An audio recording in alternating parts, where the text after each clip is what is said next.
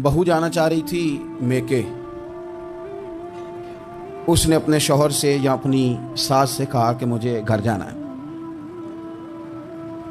तब एक पहलू तो ये है कि वो शाम को बेटा घर आया तो अम्मा कहती है कि पुत्र देख, बेटा नहीं चाह रहा था कि वो जाए, तो अम्मा उसको उसकी ज़हन साजी करती है, कहती बेटा देख, तू हर वक्त अपनी माँ के पास रहता है, बाप के पास रहता है, बहन भाइयों के पास रहता है, तो बेचारी अगर 6 माह के बाद 3 माह के बाद तकाजा करती है तो उसका भी तो दिल करता है ना अपने माँ बाप से मिलने। अब बच्चा नरम होता है, वो शौक़ से गाड़ी निकालता है, शौक़ से छोड़ने जाता है, उसके दिल में मोहब्बत फ़रोग पकड़ गई। एक पहलू ये है कि उसने मुतालबा किया बहू ने कि मुझे जाना है मेके।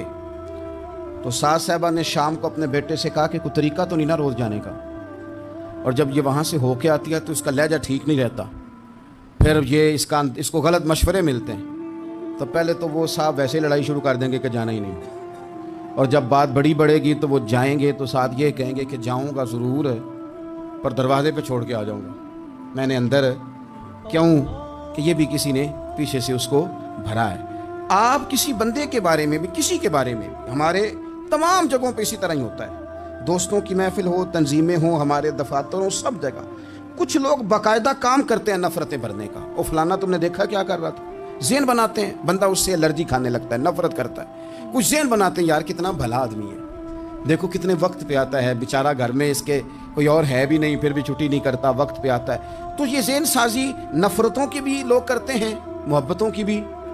एक मिसाल और दे दूं छोटी सी, एक मक्खी वो है कि आपका पूरा वजूद मौजूद है पर वो वहाँ बैठेगी जहाँ पीप है जिस्म में, बाकी किसी जगह नहीं बैठ। उसका मिजाज है गलाजत वाली जगह पे बैठ, मिजाज है, उसने ढूंढ के ही किसी गलत बात पे साथ ही गलत तबीयत है उसकी। मानते नहीं बहुत से लोग, पर गीबत के कायल होते हैं। ज़हन में फतूर होता है, बैठना ही गलत जगह पे, हालांकि बाकी सारा जिस्म मौजूद है।